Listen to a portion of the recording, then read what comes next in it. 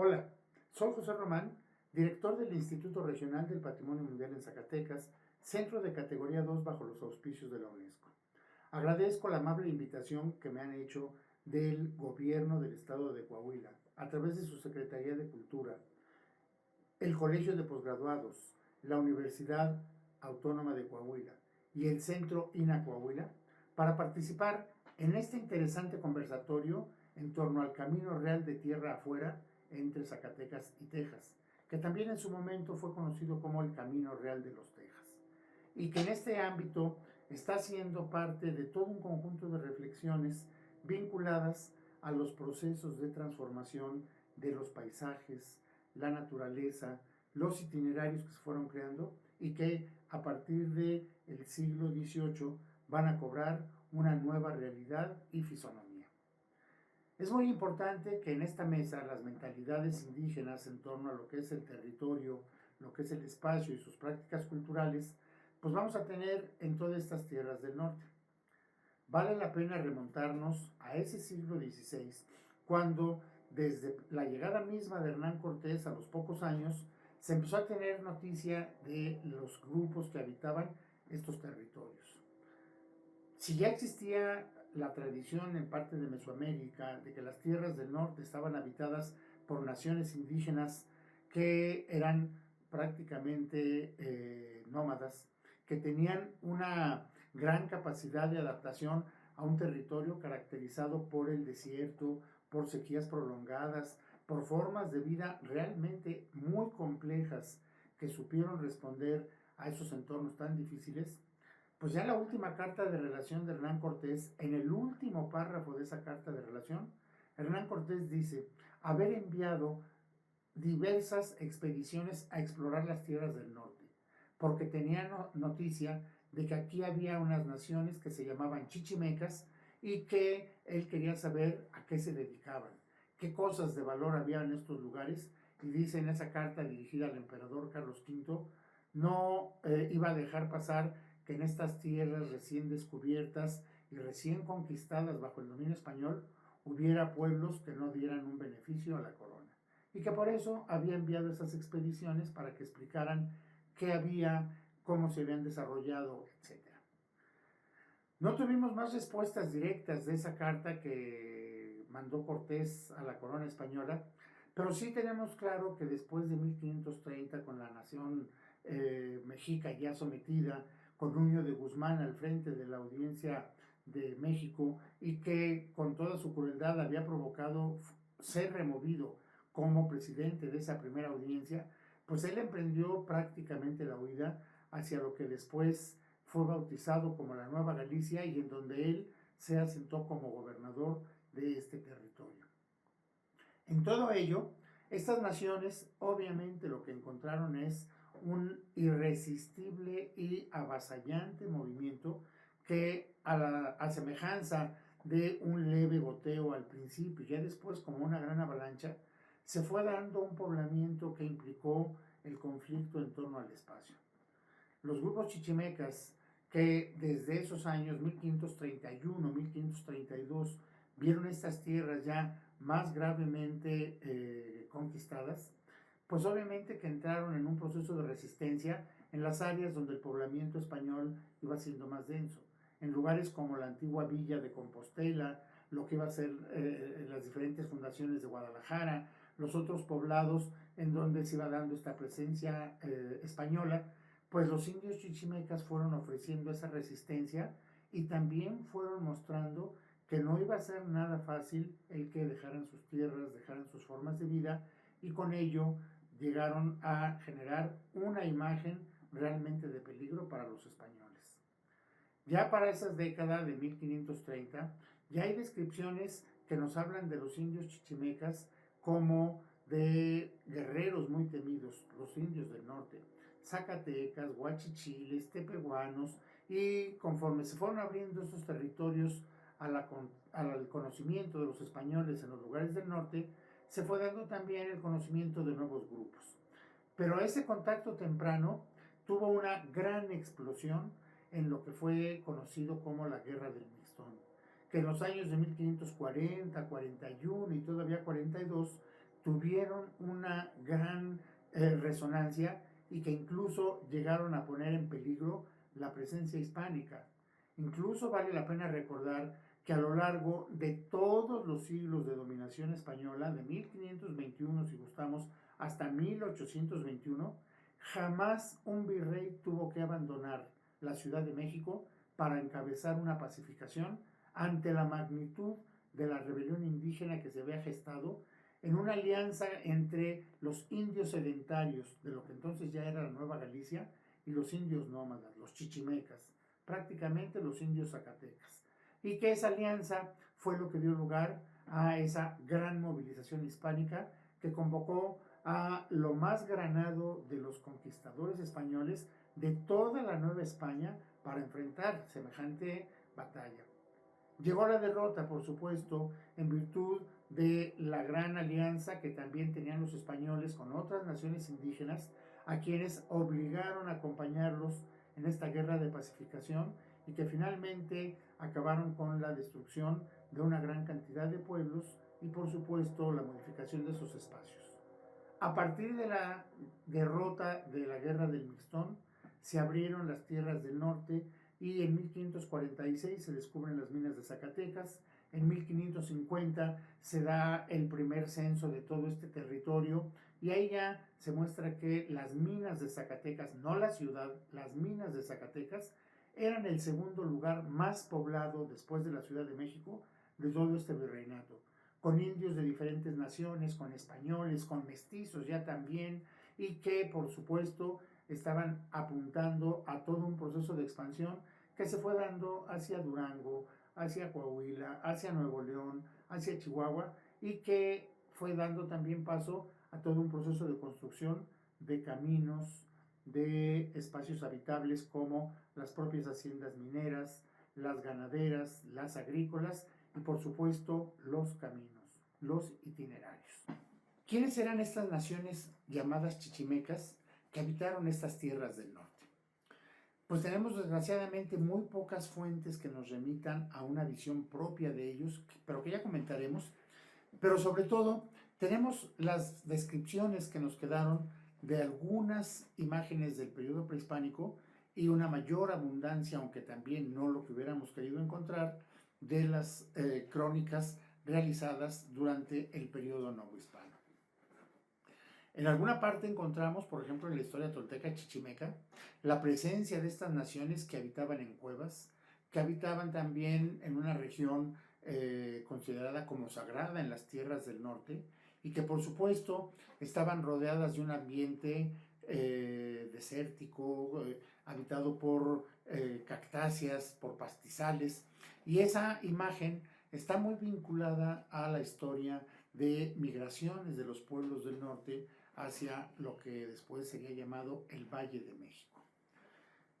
Tenemos también en el periodo novohispano crónicas como las que ya dejaron, o descripciones por lo menos de algunas actividades de los chichimecas que realmente fueron sorprendentes. Fray Bernardino de Sahagún nos cuenta en su crónica en torno a la Nueva España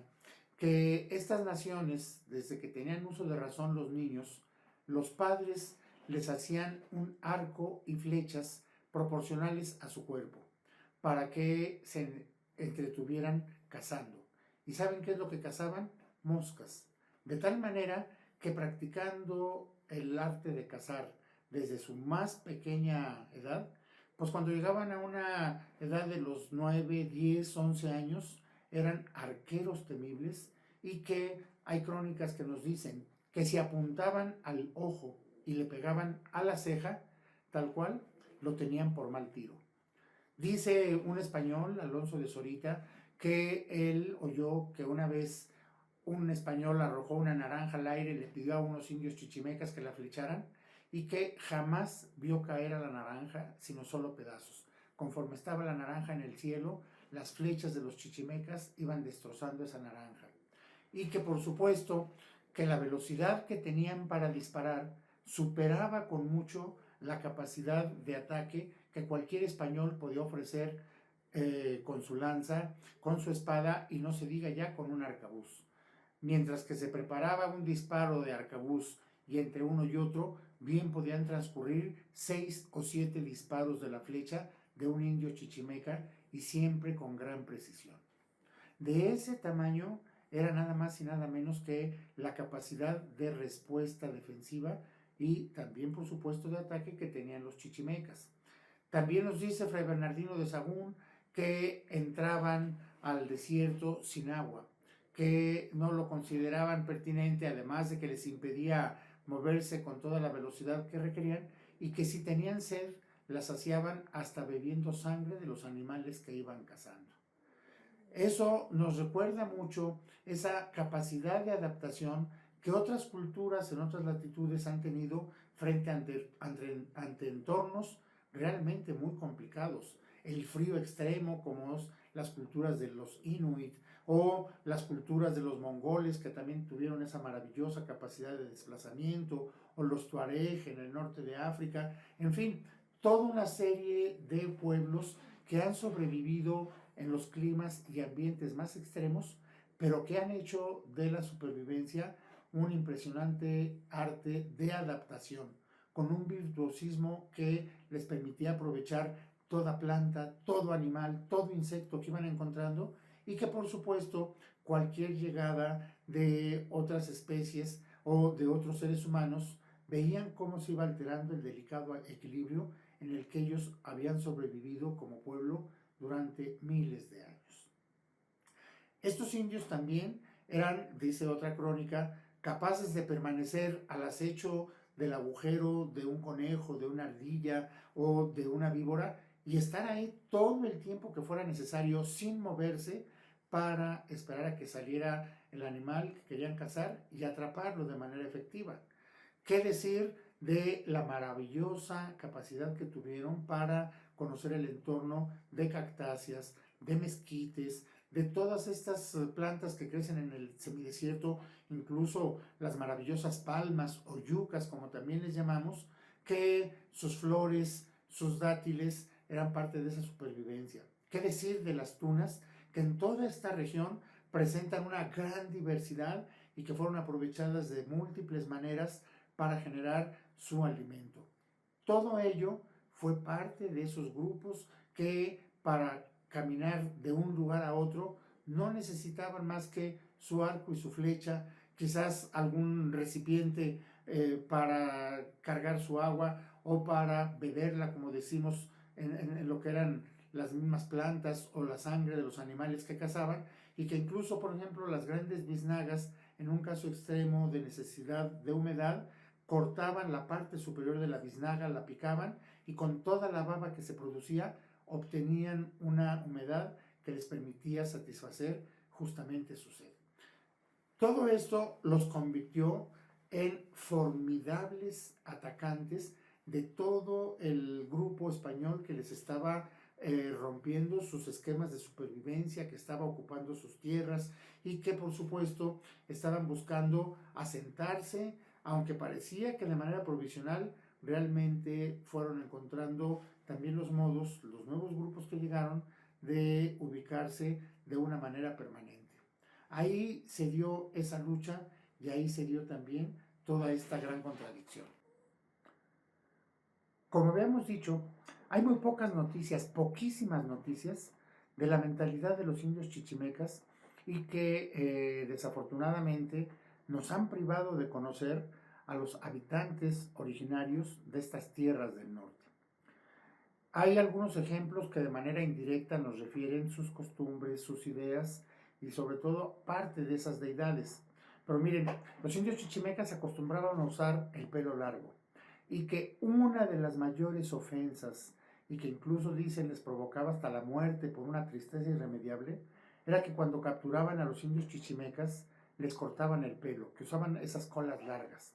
pelo negro, que por supuesto lo iban tiñendo con colores naturales, algunas veces rojo, y dicen que de ahí viene el nombre de huachichil, cabeza roja, o con raíces y cenizas negras, y que eso quiere decir Zacatecas o Zacateco, que quiere decir cabezas negras,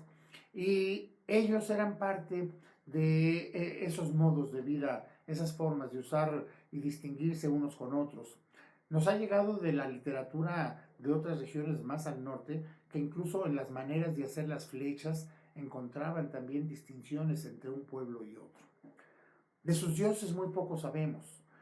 Hay por lo menos dos noticias muy interesantes hechas a finales del siglo XVI y principios del XVII, en donde dicen que una anciana chichimeca zacateca que se desplazó o fue desplazada hacia las tierras del norte después de que toda esta zona de Nueva Galicia fue siendo conquistada y pacificada, que ella contaba que en los desiertos los dioses de los indios chichimecas se movían dentro de esos maravillosos remolinos que vemos que los vientos daban vida y que se van desplazando de un lugar a otro. Y que a veces en estas temporadas en donde la abundancia de los vientos del norte genera estos remolinos, pues llegaban a verse varios a la vez y que provocaban una gran impresión entre las culturas del norte.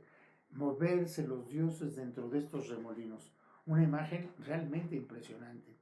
También cuenta esa misma indígena que había chamanes, aunque ellas por el lenguaje de la época decían brujos, que tenían un dios que era una especie de lagarto ya muerto, seco, dentro de una jaula, y que a él consultaban y que era una manera de tener esa adivinación. Nos han quedado pinturas y grabados rupestres en todas estas tierras del norte con una simbología tan maravillosa y tan impresionante que no es difícil que mucho de su cosmovisión, de la manera de interpretar el mundo, de sus procesos de la cacería, de la resistencia, de cómo ellos iban viendo la transformación radical de sus espacios, pues que fueron quedando pintados y grabados sobre la piedra y que el día de hoy todavía nos hace falta mucho trabajo de investigación para tratar de desentrañar sus posibles significados. Y esa es una parte muy importante de las tareas que tenemos en las tierras del norte para entender las antiguas culturas y todo el proceso que se vino a dar a raíz de la presencia hispánica en estos territorios y cómo esa tensión devino pues en nuevos procesos. Hay una zona que está aquí en Zacatecas, un abrigo rocoso, un lugar que se llama Cueva de Ábalos y que vamos a encontrar en ese lugar una de las visiones más impactantes de cómo se contempló por parte de las culturas indígenas del norte el avance de los españoles. Podemos ver aquí cómo todas estas imágenes representan los caballos y sus jinetes y nos recuerdan mucho cómo se describen a los primeros jinetes españoles en 1519, en 1520, cuando son contemplados por el pueblo mexica. Casi parecían animales de una sola pieza, como si fueran el jinete y su cabalgadura una y la misma cosa. Podemos ver también otra cosa que ha de haber impresionado muchísimo a los indios chichimecas, que son esas formas que salen de sus manos en línea recta y que terminan en un círculo y que ustedes perfectamente ya identificaron como lazos o sogas. Y eso que traen casi todos estos jinetes nos muestran cómo hay una relación profunda con todo un conjunto de bestias que están transitando en este paraje y que si queremos ver una de las estampas más antiguas de la charrería en México, está vista a través de los ojos de los indígenas del norte, de los indios que habitaron estos territorios. Y nos muestran esa sorpresa porque para ellos era impensable que el proceso de domesticación tuviera algún resultado. Y les ha de haber sorprendido que estos seres, como podemos observar, no solo estén montando sobre animales, no solo están capturándolos con los lazos, sino que además en esta imagen que contemplamos aquí, en la parte inferior izquierda, se vea que parece un ser humano arrodillado frente a uno de estos animales y con una mano parece sostener la soga que es el freno y con la otra como si estuviera acariciando o limpiando el costado de la cabeza de este animal. Qué imagen más inédita, más sorprendente a los ojos de un indio chichimeca que frente a los osos, frente a los jabalíes, frente a los lobos, frente a los coyotes, frente a lo que pudiera ser más inofensivo, el tema es morir o vivir en función de que los chichimecas tuvieran en esa bestia no solo su alimento, sino aniquilar a un depredador que podía matarlo al cazador, a su mujer o a sus hijos. De ese tamaño era el contexto de la supervivencia. Y que en esta imagen nos muestren cómo está este hombre hincado frente a la bestia, realmente les ha de haber causado un estupor que para su imaginación era digno de ser grabado en esta pintura. En la parte superior pueden ver este cuadrado y 4 círculos, uno en cada esquina, que evocan mucho el sistema de construcción de los antiguos presidios que se hicieron para lo que era el resguardo de los viajeros en los caminos y que tenían que ver con todo el tránsito de soldados, de las caravanas de comerciantes y el recorrido de los viajeros. Esta cueva de Ábalos, con este paisaje tan maravilloso, pues nos muestra cómo eran percibidos estos grupos indígenas a través del proceso de transformación del espacio y cómo ellos veían en los jinetes y su ganado, en las carretas que iban transitando en el territorio, la modificación del paisaje y sus formas de vida. Podemos ver en esta otra imagen, que es de un códice posterior a la conquista española, cómo los pueblos del Valle de México, y en este caso los tlaxcaltecas, contemplan estas tierras del norte. Tierras de muchas serranías, tierras con vegetación escasa, pueden ver magueyes, pueden ver mezquites, bosques de pinos, pueden ver las palmas, pueden ver las grandes biznagas, los nopales con sus tunas, muy poca gente, desierto, y unos caminos con la huella de los pasos que debían de recorrer estos migrantes indígenas para acompañar y buscar también ellos sus propias experiencias de vida en estos territorios del norte, acompañando a los españoles o bien siendo parte del proceso de colonización que se fue dando con tlaxcaltecas y que nos va llevando a todo lo que es una manera de combinar distintas raíces para que la vida fuera posible acá en el norte. Justamente estos migrantes tlaxcaltecas, que con su impresionante dominio de la agricultura prehispánica, más el conocimiento de las técnicas de irrigación que fueron llegando del mundo árabe, del mundo romano y del mundo español a través de la conquista, y que fueron también los tlaxcaltecas quienes muchas veces difundieron todos estos sistemas constructivos una vez que ellos los aprendieron, pues la combinación de ambos conceptos, de ambas raíces, la agricultura mesoamericana con los sistemas de irrigación que provinieron del viejo mundo, fue lo que permitió también que se generaran las condiciones de subsistencia agrícola y ganadera que fue tan necesaria para estas tierras del norte, que mucho tuvieron su base de atracción en lo que fue la minería. Este camino real de tierra afuera encontró en ambos tipos de grupos, los nómadas de las tierras del norte, que muchos fueron desplazados después o que encontraron en las guerras que fueron frecuentes y los procesos de esclavitud una muerte inexorable, a la vez que la llegada de estos grupos de indios tlaxcaltecas, mexicas, otomíes, que no solo estaban buscando nuevos procesos de vida acompañando el avance español, sino también a veces escapando de condiciones muy adversas y negativas en las tierras en donde vivían anteriormente, por las encomiendas, por los abusos de los funcionarios, por la expoliación a la que estaban sujetos. Y que en este itinerario, en el camino que se fue abriendo paralelo al de tierra adentro, ya en 1598 se funda Nuevo México, el reino de la Nueva México, con el Paso del Norte en lo que hoy conocemos como Ciudad Juárez y El Paso, Texas, pero ya hacia 1592, 1596 teníamos también ya fundados San Luis Potosí, teníamos fundada ya Monterrey, el presidio o los presidios que se fueron haciendo en este periodo en el territorio, fueron abriendo el espacio y dando un curso muy claro y consistente a lo que era el proceso de avance de la colonización. Y aquí no podemos dejar de mencionar lo que fueron las misiones. El sistema misional constituyó uno de los grandes tejidos culturales que, si bien estaba contribuyendo de forma muy activa al proceso de expansión colonial, también es uno de los espacios en donde encontramos por lo menos el más elemental sentido de contención al abuso español y también el principio para la construcción de otras raíces y otra identidad que permitiera sobrevivir a los indígenas que estaban ya siendo parte de esos pueblos, villas y ciudades donde sus presencias no solo eran requeridas por el servicio y el trabajo que prestaban, sino que también eran ya constitutivos de tradiciones que el día de hoy nos preciamos tener en todo este territorio. Mucho de lo que es la religiosidad que ha sobrevivido hasta nuestros días es producto de esas evangelizaciones que desde el siglo XVI y luego reforzadas en el siglo XVIII con los colegios de propaganda fide, en este caso el de Zacatecas, dieron vida a toda esta estructura de apropiación del espacio que en las misiones va a tener uno de sus grandes referentes.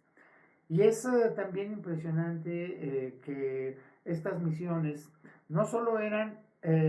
solo religión, no solo era hablar de una fe, eran también espacios en donde se fue difundiendo el lenguaje, eran espacios en donde se fueron dando procesos de construcción y de difusión de técnicas constructivas, y recordemos que uno de los más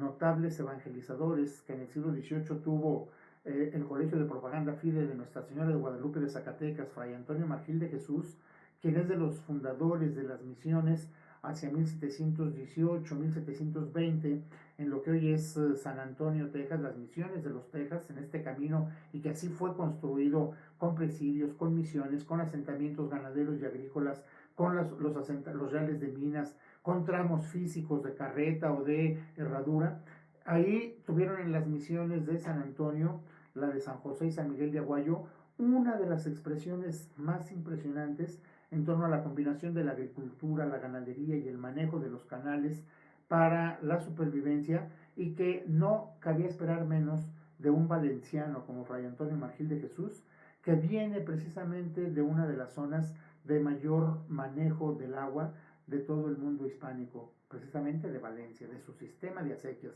una institución, todo lo que es la red de acequias, que el día de hoy ya cumple más de 1000 años de vigencia y que todavía sigue siendo una forma de vida importante. Y esas acequias las encontramos justo en la ciudad de San Antonio, y sus misiones fueron el enclave técnico y material que permitió a muchos grupos indígenas de esta región también sobrevivir. En suma, no podemos hacer una descripción simplificada ni de la lucha cruenta que se dio entre españoles e indígenas, y que desgraciadamente nos sigue haciendo falta más investigación para tratar de entender, por lo menos acercarnos a entender lo que fueron los procesos de pensamiento de estos grupos del norte de México, en esto que se conoce como Camino Real de Tierra Afuera o el Camino Real de los Texas, que va a tener entre Zacatecas y Texas mismo, San Antonio, un itinerario clarísimamente demarcado, pero que también desde el lado mexicano nos urge el día de hoy preservarlo, y que expresiones de patrimonio mundial como son las misiones de San Antonio, Texas, o como es Camino Real de Tierra Adentro, que como sabemos todos tiene 60 puntos inscritos en el itinerario que va desde la Ciudad de México hasta Valle de Allende en Chihuahua, pues hay que aspirar a que la investigación produzca resultados alentadores para la protección y conservación de un patrimonio cultural y natural que hasta el día de hoy es clave para entender no solo el norte de México, para entender México y Estados Unidos. Muchísimas gracias por la invitación y un honor haber compartido con ustedes.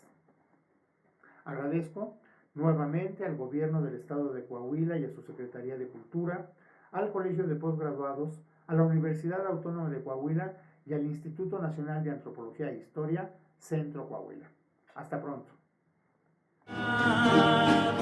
Ay, llorar, llorona, mi alma déjame llorar, que la causa de mi llanto es que nunca supe amar, es que